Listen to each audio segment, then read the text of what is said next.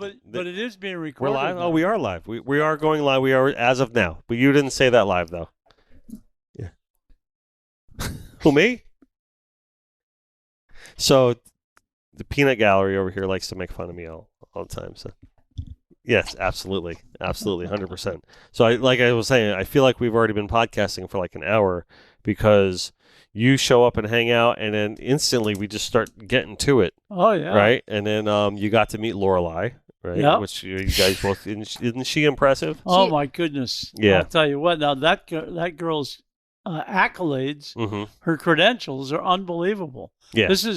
That's the future right this there. This is your best friend's daughter or something? One of my very good friends, we all went to high school with and everything. I've known Lorelai since before she was born. And you said that she's an honor roll and 5.0 student. Yep, a National Honor Society honor roll for sure. National Merit Scholar.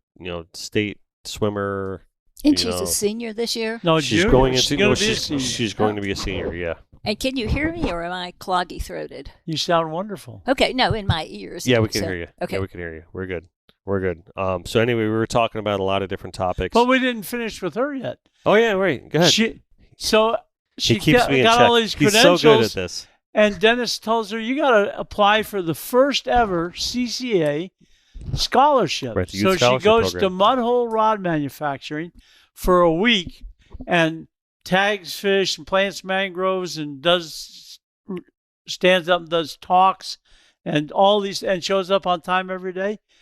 And at the end of the week, they give out 3 scholarships out of 10 candidates, and she gets the #1 big scholarship. So no, she's most impressive. I wish more children would follow such a disciplined path. It's great. You want to know something, and you guys could both probably appreciate this, and you especially being, a lifetime accomplished captain.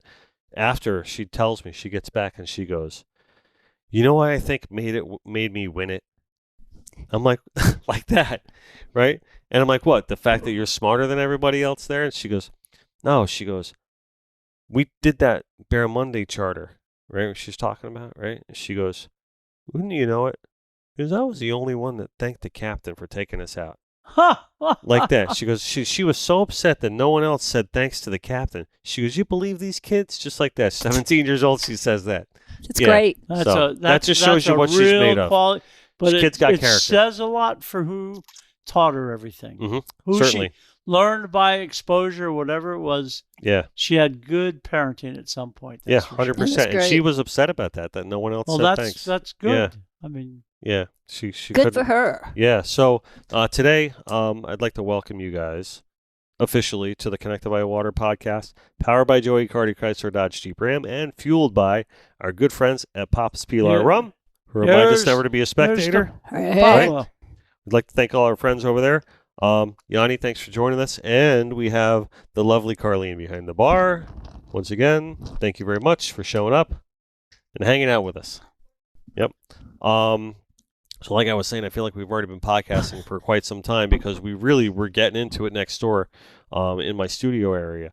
I want to pump the brakes on that and introduce you guys officially, though, so everyone understands. Say, who's this beautiful lady? Yeah, that's what I mean. So to? Before we kind of get into all that, I really want to carve this up nicely for the audience that's listening. So,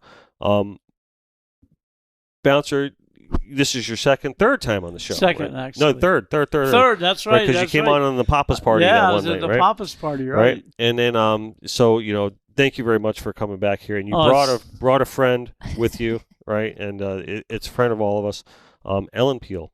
It really means a lot that you're here with us today, and I want to thank you for coming in. And for those that don't know you, right, you are the Billfish Foundation. I'll just put it that way. Amen. That is 100. There's no better way to say it. No right? better way to say it. You are the Billfish Foundation. I want to give a little bit of background on you, right? I printed this letter here, just so I made sure I got everything proper, right? I know that you were talking earlier about how you started out as an art major. So we both have that love and passion for creativity, but you switched over to a law degree at Ole Miss, right? And you never looked back ever since, right? From that law degree, I mean, you just started pushing forward on implementing policy, and you've just been a key person in this world of fisheries management to be the one that really is going to help implement policy and make things happen. And we thank you for all that you've done and still do. I want to say a couple of things about how you were once appointed by the president as U.S. Commissioner of ICAT. Correct. Right? U.S. Recreational Fishing Commissioner to ICAT. Wow. Which meant that, I represented the U.S. anglers Mm-hmm. in the international regional body in negotiating, not regulations, their recommendations at the international level for fishing in the Atlantic and all adjacent waters and conservation of billfish. Excellent. So I want everyone to know that's listening, this is no slouch here. She knows what she's doing. She knows what she's talking about. 26 years right. She has devoted her life to preserving some billfish for our grandkids to enjoy fishing. Exactly. That's all that Ellen represents, is nothing but promoting the future of sport fishing in the blue water. Yeah. Well, I like to say it as the Billfish Foundation conservation successes today are your best insurance for continued fishing tomorrow and into future generations. We are not an environmental organization. We are a sport fishing conservation organization that wants to ensure sport fishing opportunities remain available. Mm-hmm. And that depends on the abundance of fish in the water. Right. Absolutely, 100%. And the right to fish in those waters, because that's becoming a big issue. As a pure layman, I understand that there is federal discussion of 30% of the oceans being set aside somehow. Well, yes, in the executive order that was issued in January of last year, the president, among all concerns for climate change, said that by 2030, 30% of all U.S. waters will be closed to all fishing. Now, to try to mitigate the negative impacts of climate change. And I say, fishing leaves a very small impact on climate change. That I took this to be quite harsh. Mm-hmm. And so we finally tried to move the conversation to, and have, but it's to work to 2030 is going to take a while. We're saying, look, the United States already has areas where they could be closed zones, as that off of East Coast Florida and in the Gulf of Mexico. Those are closed to pelagic longlining. There are sanctuaries. There are other areas of water that are closed. Mm-hmm. And so our recommendation then is to credit all the waters closed toward this 30% goal. And in doing so, we should be a good step forward in meeting that goal. When you think about the big sanctuaries in the South Pacific, they're huge. And if you were to credit all of that water, it gives us a big step toward reaching 30%. But yes, no, that is an executive order. But one thing I want to touch on real quick that is along that line. It's a little bit different, but any sportsman, outdoorsman knows that a duck hunter worries more about the future of ducks than any other man. Mm-hmm. A deer hunter worries more about the future of deer stocks than any other man alive. A bill fisherman worries more about the preservation of billfish than any other man alive. So everybody that's involved in that recreational venue is a steward of that fishery, and they all worry about the future of the fishery. So those people are really, really very important to the water. And I also want to mention, while I've got the floor, that already in the Atlantic Ocean, there's only supposed to be 250 marlin harvested by U.S. flag vessels or U.S. citizens. That means if you go to the Canary Islands on a U.S. flag boat or you're a U.S. citizen, if you kill a marlin there, it counts against the United States 250 fish a year. The quota for the year. And how many longline boats does it take to catch 250 marlin? I don't have the exact data, But it sounds like a couple of nights or days. And the important point here is to note that it's the foreign longline vessels. Mm-hmm. You know, when you look at what the U.S. longline vessels, and I don't like the gear at all, but when you see, you know, one country has landed 5,000 metric tons. Right. Now we're talking a whole bunch of fish. The U.S. vessels land, well, they can't even land. They must release, according to law, all billfish, dead or alive. But you're right, with, you know, the U.S. longline vessels put out primarily about 40 to 50 miles of line. Mm-hmm. That's nothing compared to what other nations put out. You know, it's...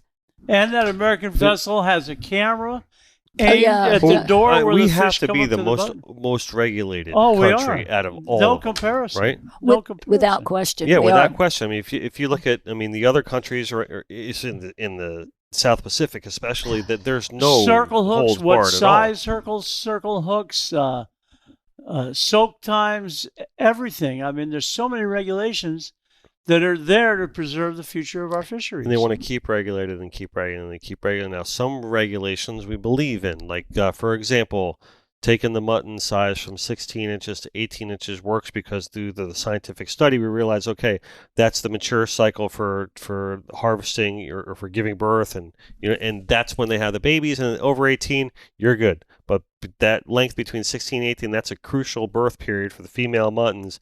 And then there you go. So the regulation, okay, we believe in that. Okay, that helps. That's justification for that regulation.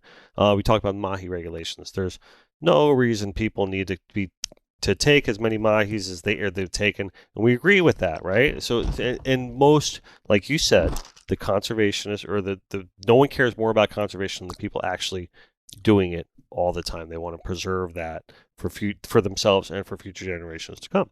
It's about responsible use. 100%. I mean, we understand, all of us that extract from the natural resources and want to keep doing it, understand that. So where are you standing now on, like, the closing of certain fisheries? Well, don't hit me, Ellen. I'm a pretty strong proponent of some natural reef reserves. Okay. I think that we need to have, not a lot, but intermittent along the coast, areas that might be 5 miles by 5 miles or 5 miles by 2 miles or whatever it may be, of natural bottom or even if it was planted with artificial reefs, but at any rate, areas where a black grouper or a yellowtail or a mangrove snapper can grow to its maximum size and propagate to the max. If we harvest every black grouper when it's 24 1/4 inches, first of all, we take all of the 300-pound black groupers out of the picture. Like if we eliminated all the fish at 25 inches, pretty soon by natural selection, you're eliminating the really, really big ones. You're eliminating the bio science that says that this one's going to be resistant to flu, and this is going to be resistant to COVID, and this is going to be resistant to diabetes. When you eliminate everything at a small size and you reduce the population, you reduce the health of the overall population. Okay. Like if you took all the Wilt Chamberlains out of the world, you wouldn't have any 7-foot sailfish anymore. Right. So it has that kind of impact. So having an area that can stay natural, and personally, some people say, well, nobody should be allowed in there. I think if they develop that, I have thought this my whole career, that it would be so great if a dive boat could go to a reef and a person could know that they were going to jump in the water and they were going to encounter a Goliath grouper and they were going to encounter a 60 or 70-pound black grouper and a cloud of flag yellowtails, because there was a limited area where there was no harvest. No catch and release even, because catch and release, although it's very minor amount of harm to the fish, it does harm some fish. So I'm curious how you envision that being enforced, though. Like, what if there's someone that is just a weekend warrior out and just goes on a boat and is not aware of that area. Well, as an example, the Miami Billfish Tournament wanted to have an area where there would be no power bank sticks and no electric reels, no power reels. So the government said you can do that if you can mark all four corners with buoys. Mm-hmm. So they put buoys in 40 feet of water, and they stayed for years. But they put a buoy in 300 feet of water, and it lasted about 18 months. And then they put another buoy in 300 feet of water, and it lasted about 9 months. Mm-hmm. And these buoys cost $20,000-$30,000 a piece. So the project never succeeded. But if it was this reef, all down through the Keys, they already have buoys around the area that's closed. Mm-hmm. And anybody, for one thing, to make law enforcement easier, if there was a boat in that area and it didn't have its permit number printed on the top, it couldn't be in that area. So then even a helicopter flying over or a plane flying over could say, yeah, he's got the permit to take the divers there to see that 80-pound black grouper and that cloud of yellowtails. Mm-hmm. But no other boats would be able to anchor in there. Now you said for Ellen not to hit you. Why? Why? Because is I this? know Ellen doesn't feel as strongly about reserves as I do. But Well, it depends on the species. Certainly for bottom fish, Mm-hmm. makes far more sense where there's not a great deal of migration. For a highly migratory fish, if those fish are just moving through, it's not being very it's effective. not viable to have a reserve, really. I mean, Right. You can have a protected area, which the longline closures are not reserves but protected areas. Mm-hmm. Right. And A reserve is like they did with was it Eastern Dry, Western Dry Rocks, the Dry Rocks, where they closed it because everything spawns there, and they closed the Tortugas. And the Tortugas, when they closed that, made that reserve in the Tortugas, their spawning aggregations of mutton snappers were 4 and 5 fish. Mm-hmm. They're back to their spawning aggregations being uncountable numbers of thousands of mutton snappers. Yeah. And and those mutton snappers, the eggs go halfway up the state of Florida and the Gulf of Mexico, and the eggs go 3/4 of the way up the east coast of Florida, propagating mutton snappers all over almost the whole state of Florida. We had Tim Maddox Sr. on the show a couple weeks ago, and he was saying he was talking to someone that spends a lot of time down in the Tortugas. I don't know who it was, and he says with the American red, regulations that have been in place, and pretty soon their populations going to grow. They're going to give the mutton snapper a run for the money down in the Tortugas. So I thought that was a pretty bold statement too, about how the whole regulation can kind of challenge itself over and over again, right? That opens a whole nother can of worms. Okay. Because I think you have to search far and wide to find a recreational fisherman that doesn't hold it against the South Atlantic Council and the Gulf Council for what they do with red snappers. Mm-hmm. Because almost everywhere, there's so many red snappers, it's virtually impossible to fish for anything else. Mm-hmm.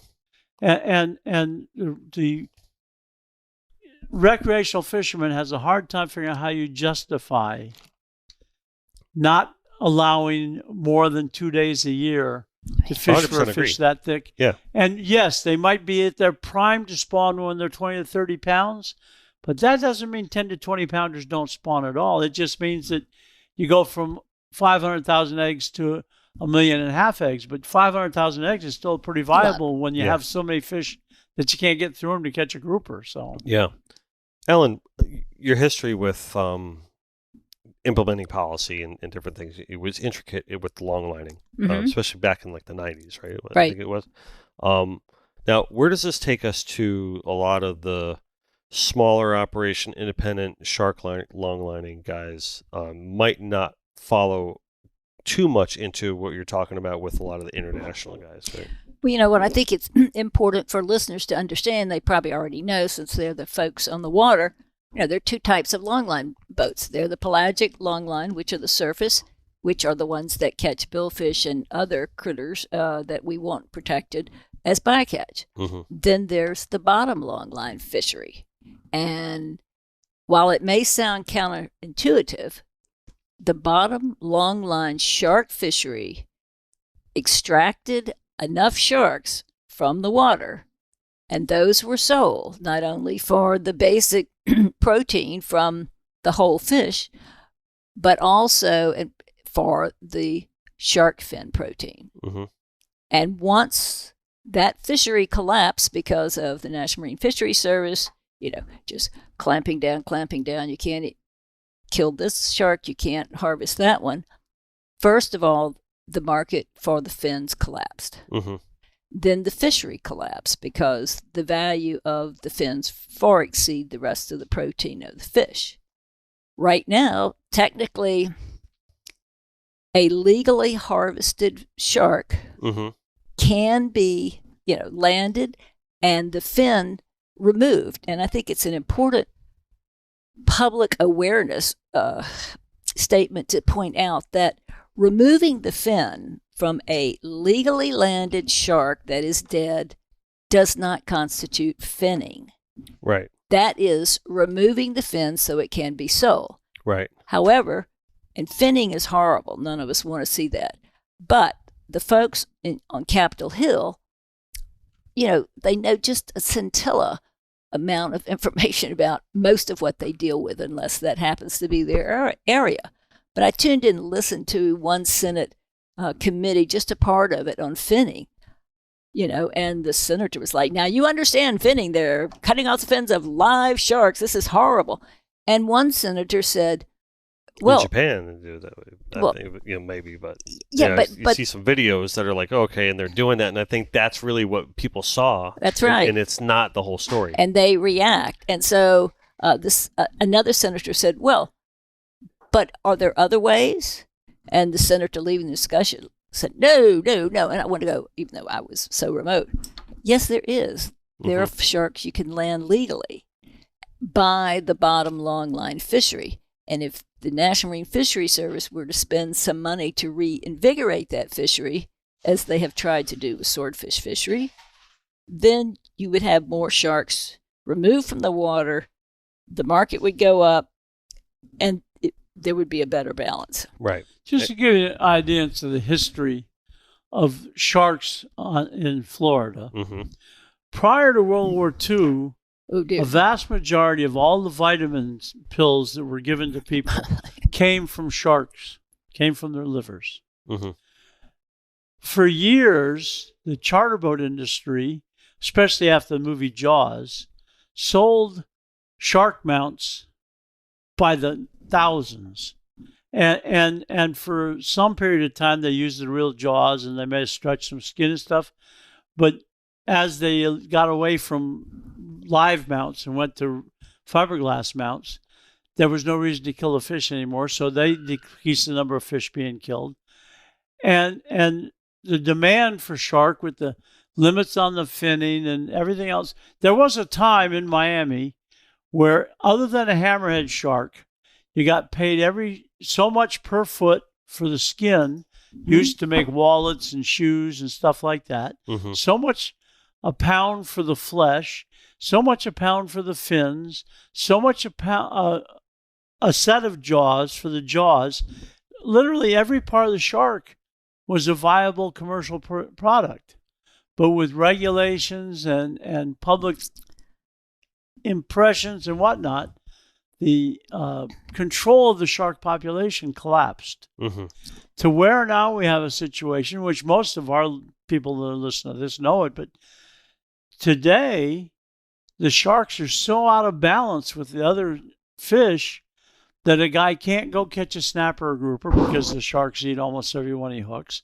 Can't catch an amberjack. The yellowfin tuna. Yellowfin tunas are down to where a guy hooks 60 yellowfin tunas off of North Carolina to land 10.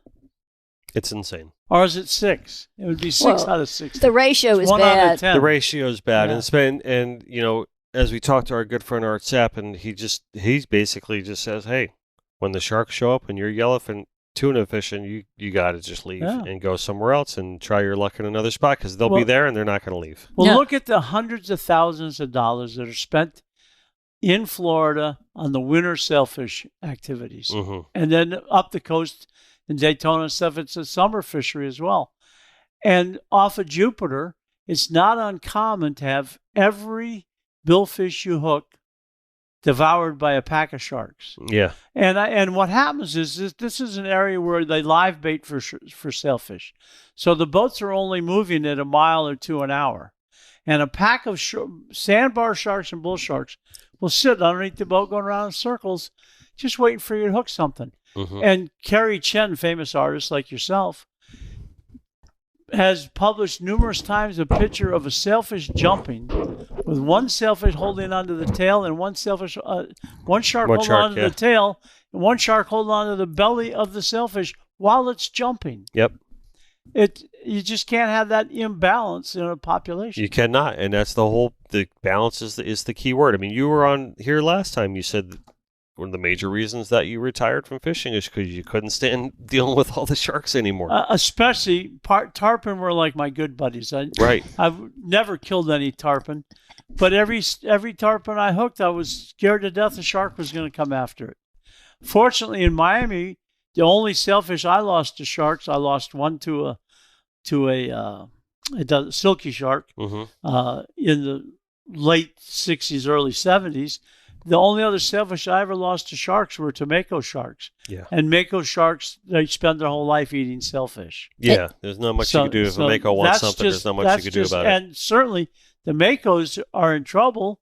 This is one of the big problems that we have today is the pelagic offshore sharks are overfished as incidental catch to longline mostly, right? Yeah. Well, and the sandbar shark and the bull shark are not in that neighborhood. So they're not controlled by longline. Right. Conversely, the makos are. So.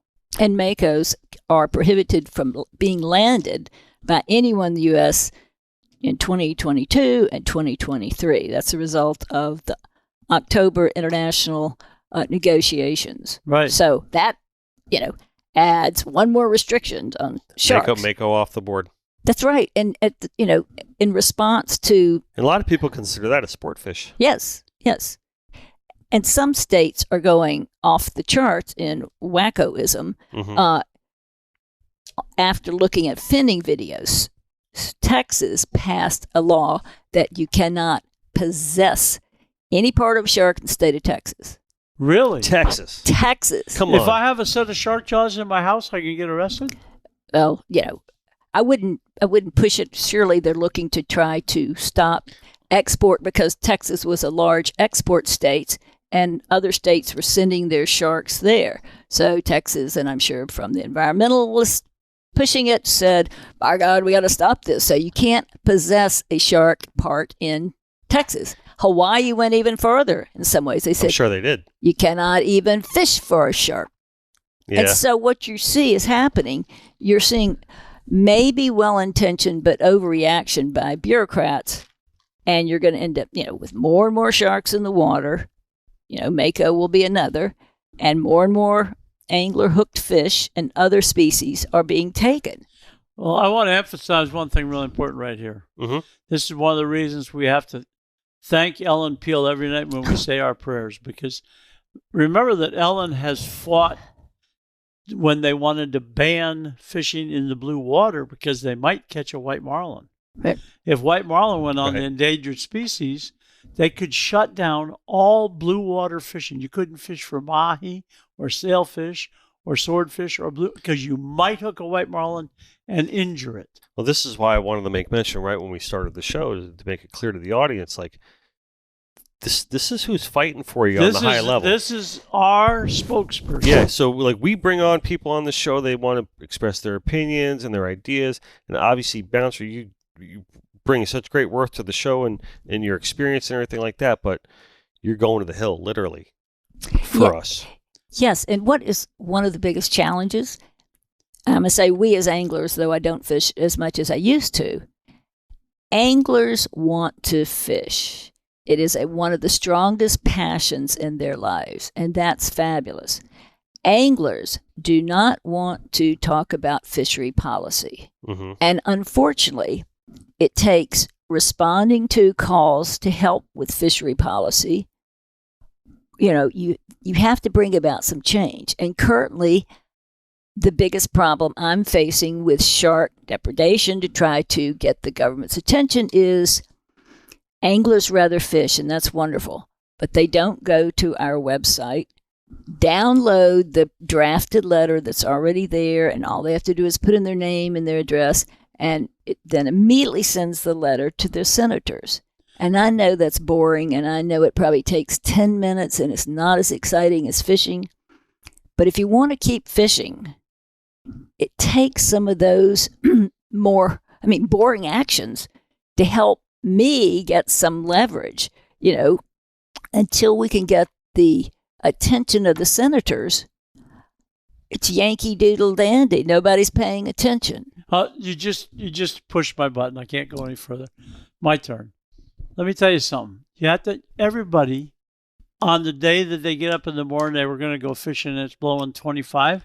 They have to go on the Billfish Foundation site, and for that matter, CCA and everybody else, and Captains for Clean Water, and fill out all these petitions and push a button, and they go to the proper people. You don't even have to write the letter. You can form letters.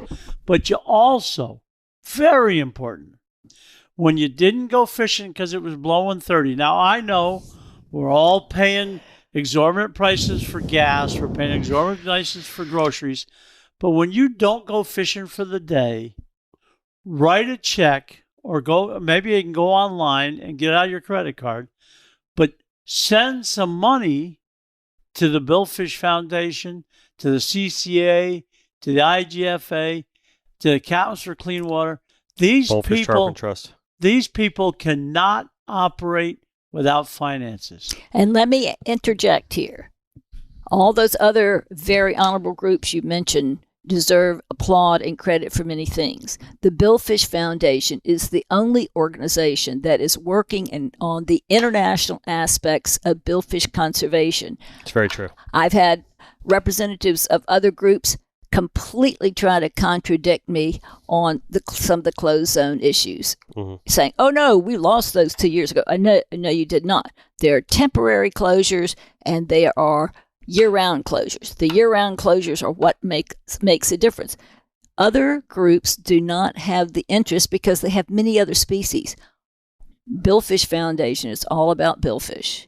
We don't represent tadpoles and all the other things out there. And so the other groups get distracted and they're not on billfish.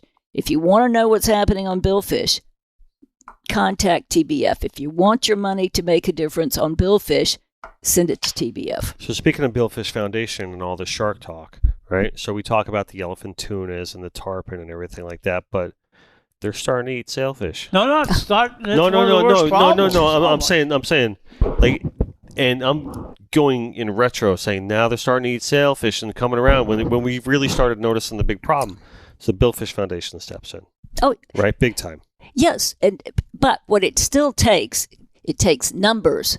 Anglers out there who want to fish to do the boring task of sending in the letters. Until we get enough, numbers to the senators and their staff to pay attention that this is an issue that is, causing problems for an industry, a big industry, they aren't going to do anything. So TBF has stepped in and is saying to senators, you've got to step in and give tighter scrutiny to the National Marine Fisheries Service and their management. National Marine Fisheries Service's response is, we're studying it. Now, it sounds terrific to say research is being done. Most folks think, a solution is coming. No. The National Marine Fisheries Service just put $195,000+ to 2 universities to, quote, study this shark issue. See if you can, help us solve this. Well, and after expending that, National Marine Fisheries Service shared their recommendations at a recent meeting. Number 1 is that they wanted, if you see sharks, move your boat. My favorite of all if sharks are taking your fish. Move your boat if you see a shark. Really? But the best one is if sharks start taking your fish, lower your engine noise. How do you feel about that one, Carlene? Lower your engine noise. Can you imagine? I mean, this clearly was written by, bureaucrats with the help of the scientists who received the $195,000. They were charged. Oh, they received the 100. Okay. The universities, they were charged with help us figure out how we can count how many sharks are taking these fish. I say the answer is simple: too many. Mm-hmm. Then the second one is help us help anglers identify the shark species taking their fish. It makes no difference. They're all sharks. And so if you count a zillion or you count 1,000, it makes no difference. If you count, I don't care if the 19 species are involved. The fact of the matter is they're sharks, and there are way too many of these incidences. So giving, $200,000 for universities to study it, think about how good that makes the government bureaucrats feel. And when they are then, they have to send an annual report to Congress on sharks. And so they go, we're researching it. And doesn't that sound satisfying? Mm-hmm. No, it doesn't and can't. We want to make sure that these issues like move your boat, lower your engine noise, to become public knowledge of how foolish they are. They're feeling good about what they're doing, but it's not doing anything to help, other than the government bureaucrats having a sense of satisfaction, which is doing nothing to lower the encounter rate. Yeah, Ellen, absolutely nothing. Ellen, can I ask you a question? In your opinion, everybody has a camera on their phone every day, and everybody has their phone on the boat all the time, and most of the time they got it in their hand. Would having people shoot videos or shoot pictures of the results or the actions taking place, would the Billfish Foundation be able to collect those videos to send to the senators, or would some other organization be able to collect the videos? I think what to we share with the. I think what we need to do, as the gentleman that was in your office earlier today described, having 4 or 5 bull sharks under his boat the whole time he was in the Bahamas, I think it's pulling together some effective video, Mm-hmm. some effective still photos, and putting that together with the narrative, the economics of it. The Florida Fish and Wildlife Conservation Commission issued at a recent meeting statistics from 2019. This state has more than 4 million anglers, supporting 88,501 jobs, all of which generates $9 billion in revenue. Mm-hmm. Now, that's a serious industry. Significant. Yes, this isn't paying $25 to go out and, ride around. This is serious money. So anglers and boat owners and captains and mates are responsible users of the resources. And this industry needs to be taken seriously. We are serious about conserving and about responsible use. So the numbers are in our favor, except for the bureaucrats won't do anything to lower the counter. I think I just came upon a more important picture to send Ellen. Remember the picture he had of the young lady that was ripped to shreds? Yeah, the one that Anthony showed, And so many other people that we all know who have been attacked by sharks, and the pictures that are available. Mm-hmm. Maybe we ought to send those pictures to the government. Well, it couldn't hurt. And I think we'd be happy to collect them, but I think putting it together in an organized, collective, persuasive manner is essential. They only have so much time, and right now we all know, God, there's all sorts of crazy things going on in D.C. So it has to be succinct to a point, but, it has to make your message, whether they read the words or hear the words, but you've got to see it.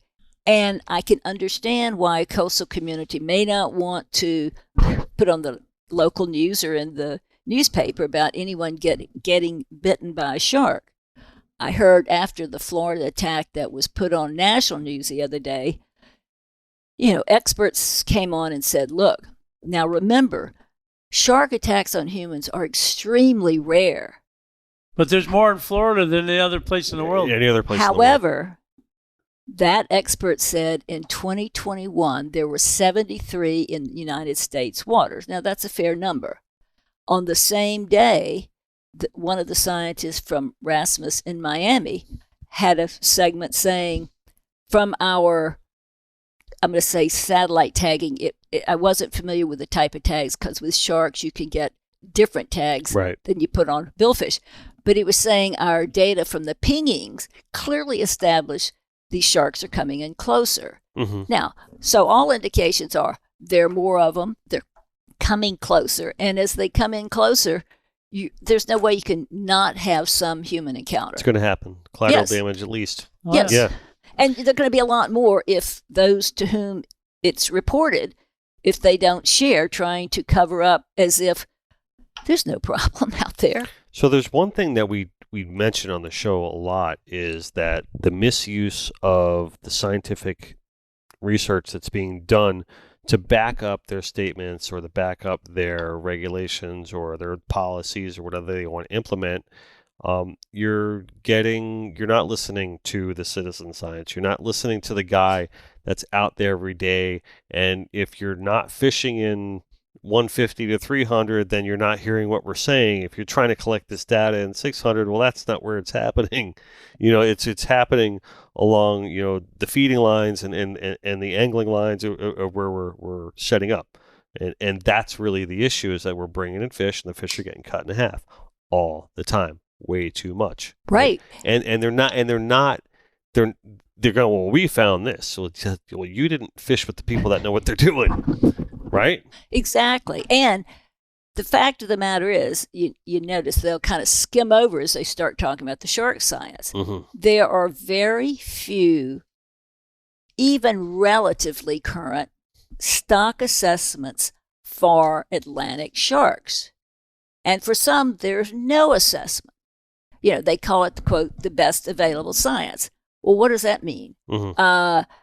We need to put pressure on the senators to say, look, you've got to force them to advance stock assessments on X number of shark species in the next X years. Mm-hmm. Now, that brings up another unfortunate issue where stock assessment scientists are difficult to recruit any longer. These are the guys and gals who are mathematical wizards. They put together computer models, all math, then they take data, and it can be, if you want to test a model, you're going to create a data set that you know what the absolute is, mm-hmm. and you're going to put it in and run it against certain scenarios. So when X pops out, that's the right answer. So individuals who have that grasp of math, instead of going for fish science, they now are being paid a lot of money to go into the tech world. Right.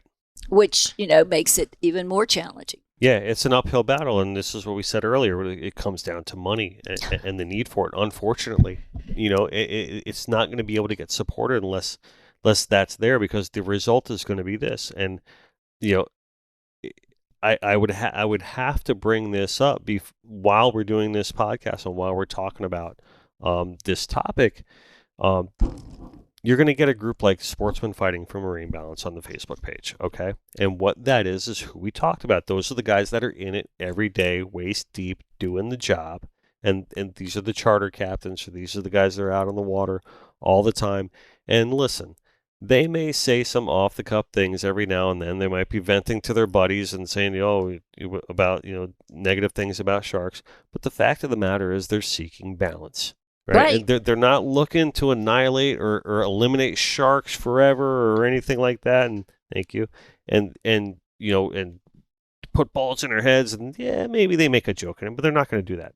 And listen, they just want balance. They want to restore the balance of their fisheries, and they want to keep just everything operating and running smoothly and running right. Right now, it's not. And just trust us on this. It's not.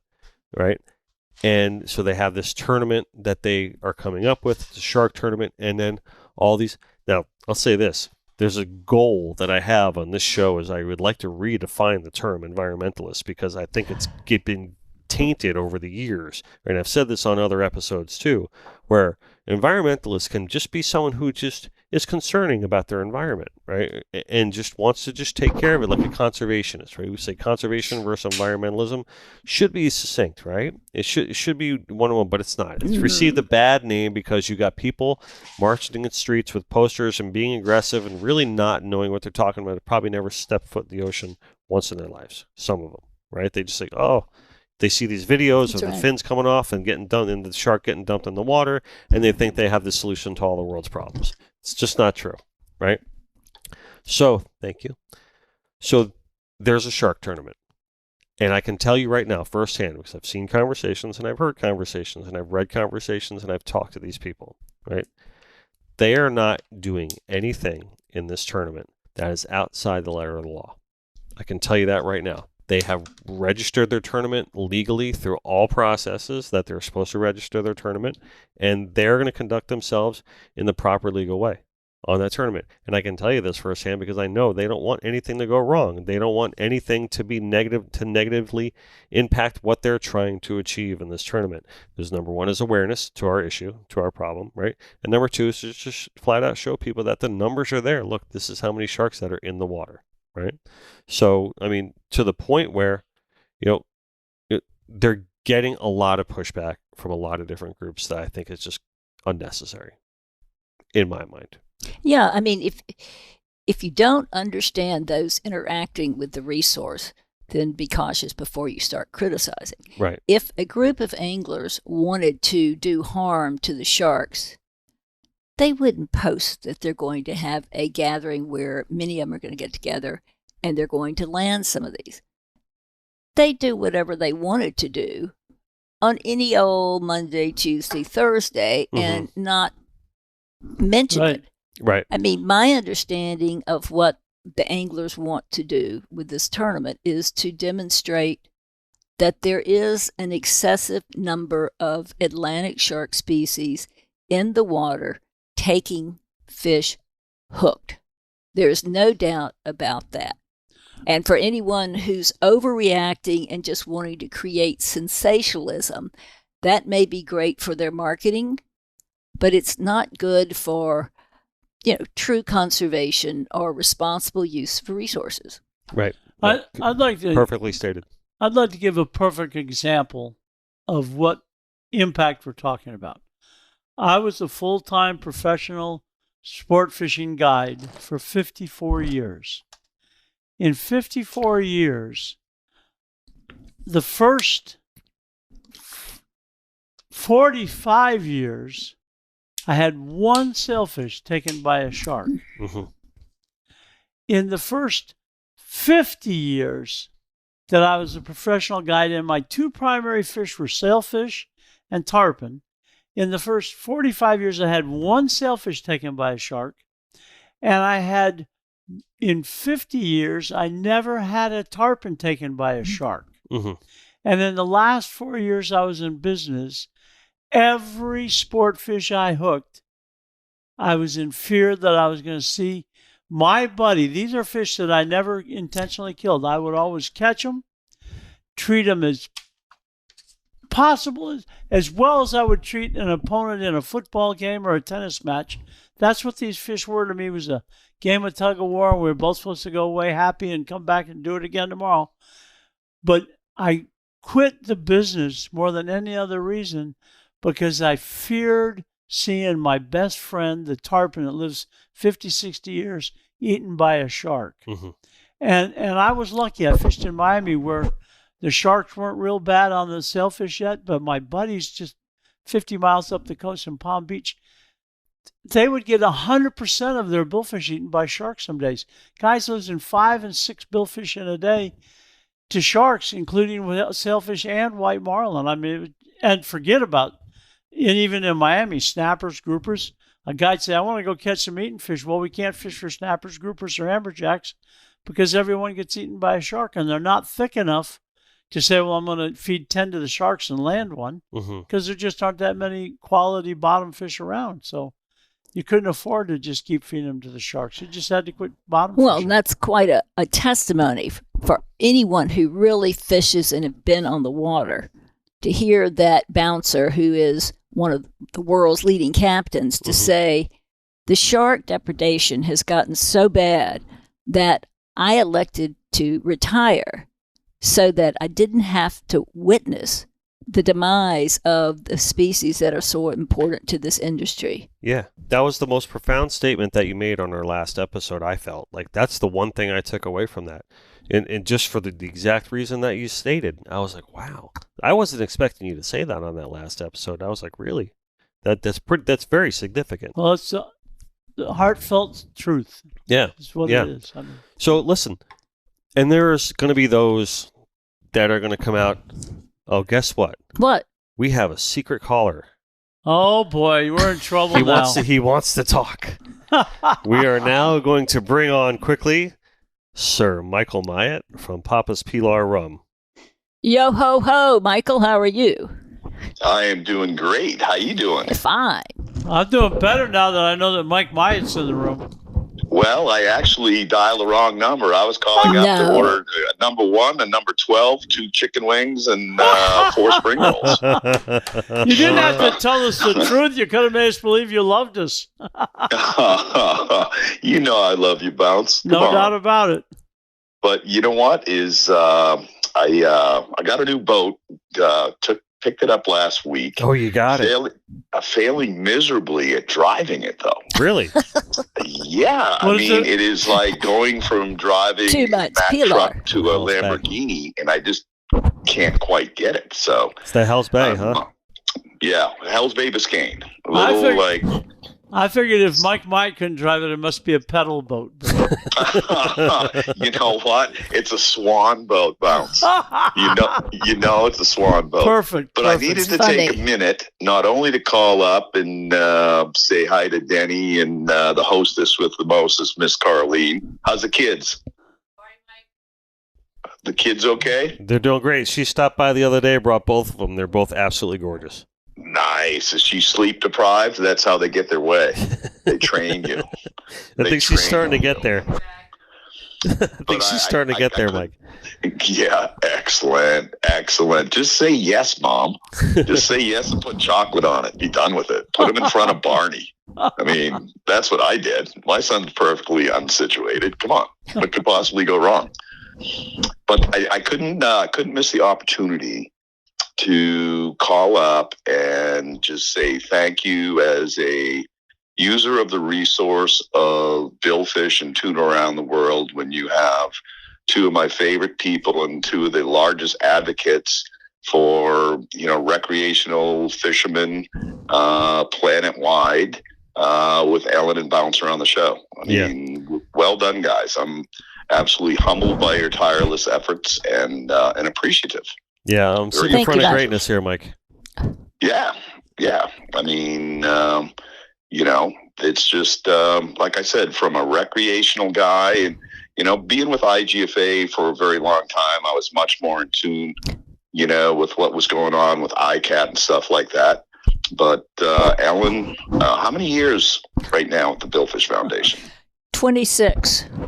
She started when she was 3 years old. That's Mike. right. That's what I right. was going That's to right. say. I mean, It was a so, kindergarten child project. labor laws. You probably had to get a work permit to go and work with them, didn't you? Without question, yes. Without question. There you go. And Bouncer, how many years have you been working with TBF? When did they found the TBF? 86.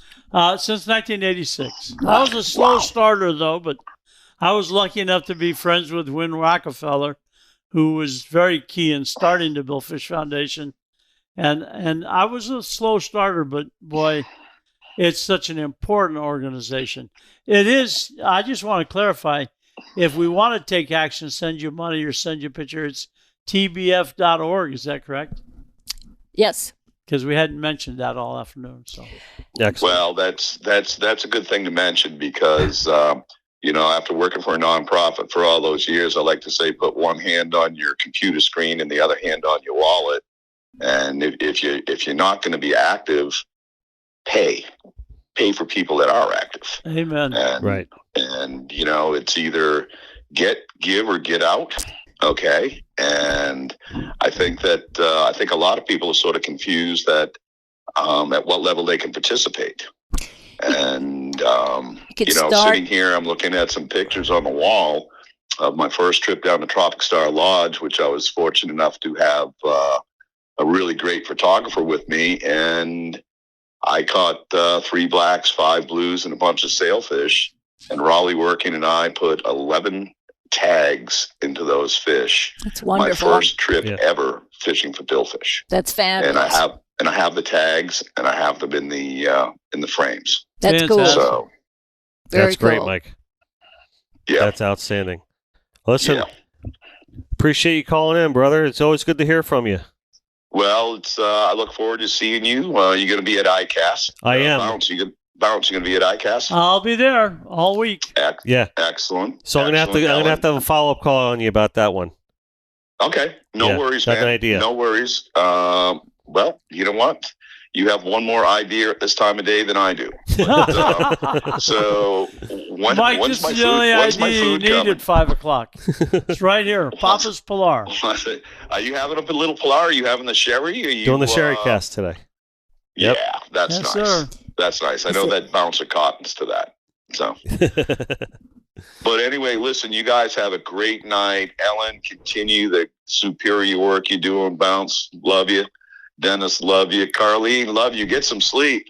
Thank you, Mike. You're the best, Mike. It's so good to hear from you.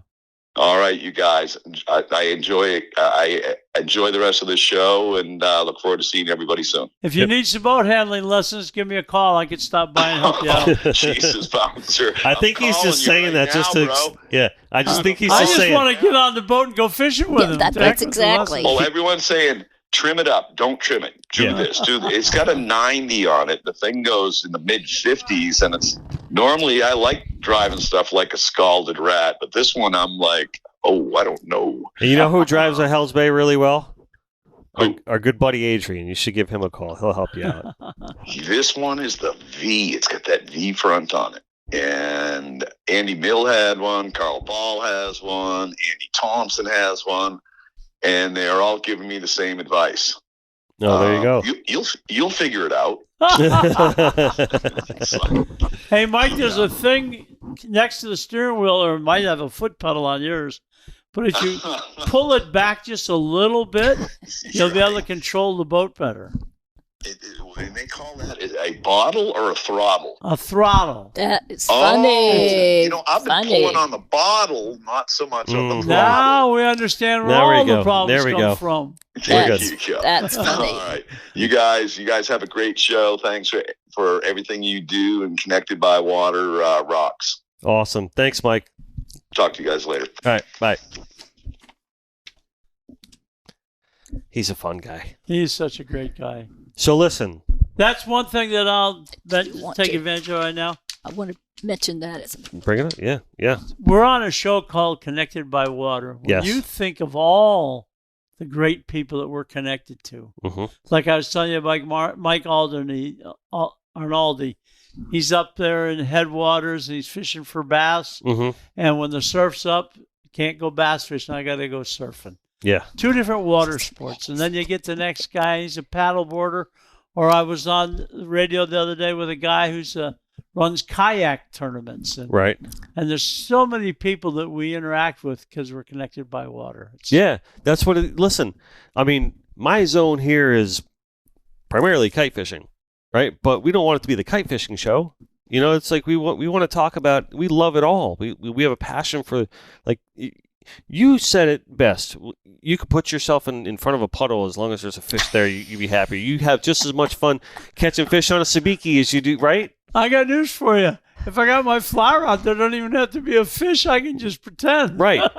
So that's what I'm saying. We love it all. We want to bring it all to the table here in Connect by Water. And we want to be a worldwide idea. Like, no matter where we are, no matter what we're doing, we're all connected by water. That's what we always say. The whole world is held together by water. It is. The whole world survives based on water. To me, the idea of connected by water is absolutely everything. It is. If you really think about it, that whole statement sums it all up. We're all connected by water. That's it. No doubt about it. And the passion for sport fishing further connects us, because I remember I ended up in the Canary Islands once not fluent, not even halfway on Spanish, in Spanish. And, I make it all the way out to where I'm supposed to meet people. And here we are having a meal and no one spoke English. Really? But what was so interesting, everyone gets animated about fishing. And so you can, talk about, or you can mention words. Most people, whether you're saying pesca or vela or we continued acknowledging. That was it. Not communicating through acknowledging a recognition of common passions that came from fishing. And then I was really happy when the host showed up who spoke English. He interpreted the whole thing. It's like, wow, okay, That's thank outstanding. you. But it is a passion, and that is a universal language. That 100%. of fishing. Yep. 100%. 100%. And this is what I was going to say before my call, too, is that there's some out there that are going to say, well, you don't need to fish at all. And listen, this is one of the... He's right. I don't have to breathe either. Just exactly. And just from a domestic standpoint, you mentioned the international thing and the worldwide thing we talked about, no matter where we are, but just from a domestic and American thing, fishing is one of the greatest American traditions that there is. That's right. And we have a shirt design here on the wall. It's to celebrate tradition. And that's what we mean by that. It's like this is one of the greatest American traditions. It's one of the greatest foundations to raise a family on. When you raise a fishing family, you've done something special, right? And you've created that foundation. You've kept that core intact of continuing that tradition and moving forward as a strong family. Very true. But you think of the skills or qualities that you gain once you learn how to fish, especially if you're on a boat with numerous people. You've got participation as one in a group. It takes discipline. It takes practice. I mean, these are all values. I have to contradict that. Excuse me. Saturday, I was fishing with R.J. Boyle and 40 guests on the Miss Islamorada. I saw that with Nick, right? And our guests were youth with cerebral palsy, their siblings and their parents. And whether it was the 14-year-old girl with the highest pitched scream in the world who just had a ball, or her father who couldn't figure out how to catch a grunt while she was catching them every drop, or any number of different, everybody on that boat, no matter what their physical abilities were or their age, everybody on that boat was having a ball. And I think that's another trait, in addition to discipline and practice and all these things you gain from being part of the fishing scene, certainly having fun is a major factor regardless of your conditions and abilities to fish. Just being out there. So bravo to you and those that took those kids fishing. We talk sometimes on the show too about the deeper aspect to it, of, like, for example, when you go fishing with someone, you take that with you for a long time, you and that person, that connection that you create, rather than saying, oh yeah, I hung out with that guy at a bachelor party one night. It's like, yeah, well, who cares? But you went on this fishing trip with this guy that was the first time you met him, was on that boat, and you caught this nice big fish, and you're going to keep that with you forever. But there's also, we talked about it at length, and we've kind of, I think, figured this out on the show, there's a primal aspect to that, of who we are innately as human beings, right? Of you guys have hunted together, you guys have found this together, you guys have achieved this together, right? And you're going to remember that. You're going to take that with you. It's almost like in your DNA at this point.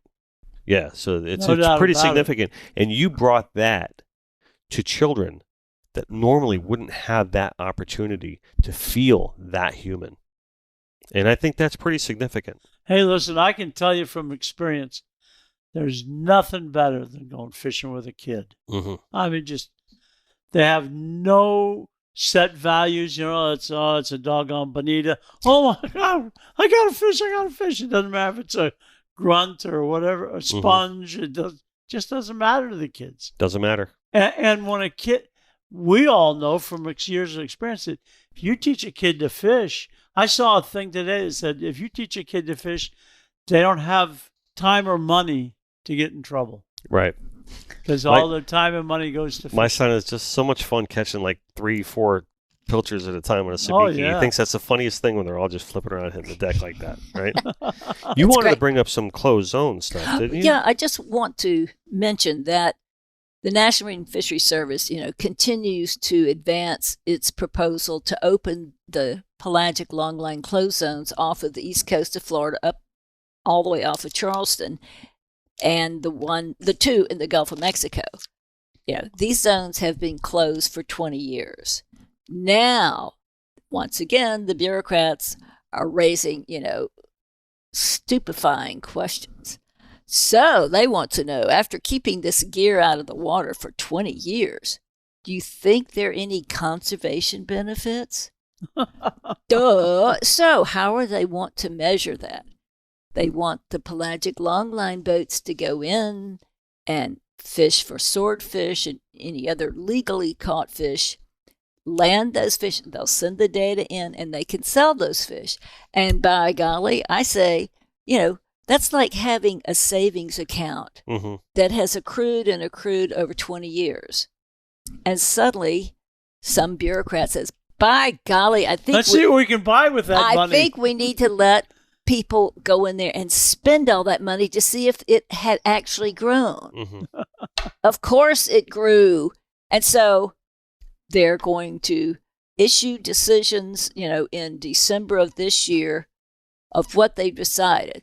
They actually had a, quote, new science paper issued late last year using what they call the PRISM model.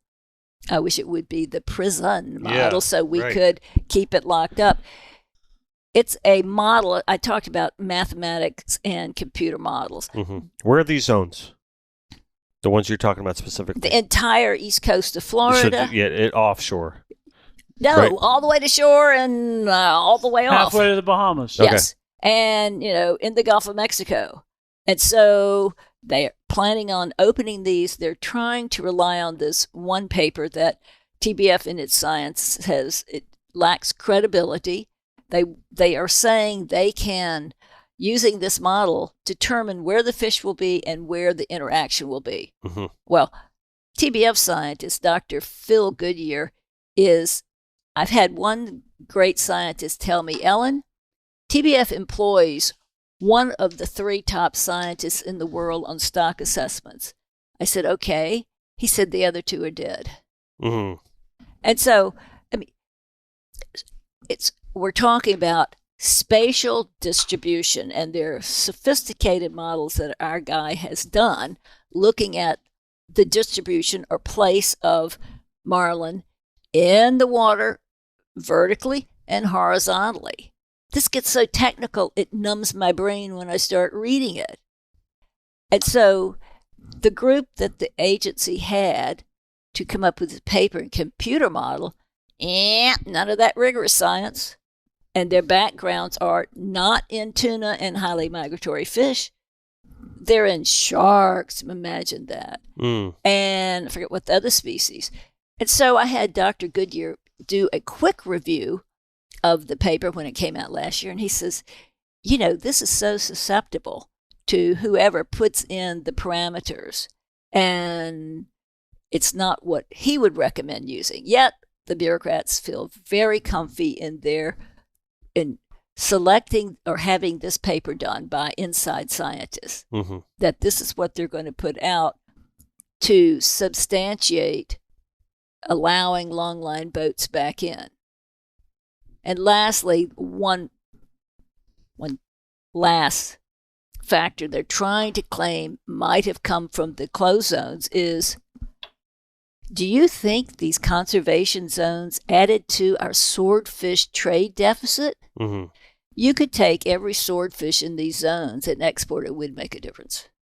It's, it's just a bunch of bureaucratic, want to sound good, but making, but want to keep their funding on their side. That's right. And when those longline boats start trolling up and down the East Coast, the whole Florida East Coast and the Gulf of Mexico, people will start paying attention, but we need to stop it before it gets any further. All right. So listen, this guy's got to go catch some swordfish on a single line, right? Puppy. You got to go get your puppy. Okay. I want to thank you guys so much for coming in. This has been an outstanding episode. Of course, how could it not be? You guys are simply amazing. So truly from the bottom of my heart, thank you very much. Well, Support the Billfish Foundation. Amen. I want to close on that. Really, truly support the Billfish Foundation. Ellen, you really are a gem, like to all of us, and I hope everyone starts appreciating you like we appreciate you, and you fight the good fight, and we love you for it. So we'll thank continue you. and certainly appreciate all listeners, and do please support Billfish Foundation. We put your money where our mouth is to make a difference so you can keep fishing. Yep. So listen, Thank you, Dennis. I have to do the do-gooder of the week, right? So, and then Corey texted me, Corey Redwine, who you know, right, has texted me the do-gooder. So if you've been watching the show, you know that we are doing our Starbright program, right? So we are in collaboration with Starbright and Derek Redwine and Corey Redwine, my fellow artist friends up in the Indian River Lagoon, Merritt Island area. And Corey, as we talk about it on every episode, has just been the greatest steward of our coastlines. And she has championed this cause. She is head of conservation at Starbright. And we have collaborated on this program. So we are going to announce the do-gooder of the week. And this can be out to anybody who just... anyone who just wants to pick up some trash along the coastline or just continually acts as a shining example for their local community, right? So I said, hey, we're got Bouncer and Ellen coming on here. So who's our do-gooder for this week, right? And she says, hey, how about we say it's Jeff Butler, right? Who, she says, Jeff Butler of Merritt Island, whether garbage on the water or people broke down on their jet skis, Jeff takes the time to stop and help. Recently, he traveled to South Carolina for a jet ski trip, and he did some shore cleaning on Lake Kiowa. I think I said that right, on Father's Day, and he's a community kind of guy. And we are going to mention that he specializes in jet ski repairs. His name of his business is Performance Fiberglass Repairs. So thank you, Jeff, for being our do-gooder of the week. You have received the Starbright bucket that has the degreaser and the salt wash and the boat wash and all the great environmentally friendly Starbright products that's coming your way, buddy. So thank you very much. Wherever Jeff is, thank you for your service to the environment and to the public. Absolutely. And you want to nominate a do-gooder, just at C Redwine, SEA Redwine, at Connected by Water, at Dennis Friel Art, or at Starbright_com. Any one of those will do. A message or a tag to any one of those. You don't have to do all of them. So as long as we hear about what you're doing good in your local coastal community, that's all we want to know. So, Ellen Peel, the Billfish Foundation, Captain Bouncer Smith, the great.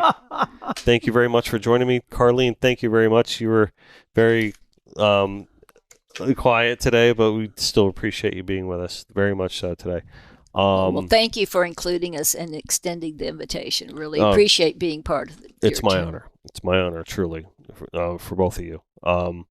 So, if you're in the market for a new truck, Jeep, or family vehicle, call our good friends at Joey Carty Chrysler Dodge Jeep Ram, and they will hook you up. Call, ask for Dean, tell him that you heard about Joey Carty Chrysler Dodge Jeep Ram on the Connected by Water podcast. I'm going to say you're going to get a better deal than most people will. They may do that, but we'll see, right? But it couldn't hurt, right? And also, we've been drinking Papa's Pilar rum here today, and they remind you never to be a spectator. We are so proud to be part of the Papa's Pilar family, not only just because they're a great bunch of guys, not only because their product is wonderful, but they are also huge stewards of conservation, and they are in lockstep with what we were trying to achieve on this show. So we are very proud to be part of that Papa's Pilar family. If you're hungry, why don't you go head down to Papa's Raw Bar in Lighthouse Point, where it's the best raw bar in the world, best sushi menu, because it is, but also it helps that it's called the Connected by Water inspired sushi menu, right? So hand-selected choices here are on that menu, and they're doing great things down there, and they want you to eat, drink, and be local. I want you also to know that if you are in the market for a teak chair, a fighting chair, a rocket launcher, anything like that, call our buddy Carlene or email her, Carlene at Blue Water Chairs. That's Karlene at bluewaterchairs.com, right? And she will absolutely help you out. Best in the business right over here, okay? So, Ellen Peel, Bouncer Smith, thank you very much. Fry. Yeah. Thank you. Your ego is not your amigo. Always do your best at the end of the day. Just let God do the rest. And do not ever forget that no matter where we are, no matter what we're doing, we're all connected by water. Thank you.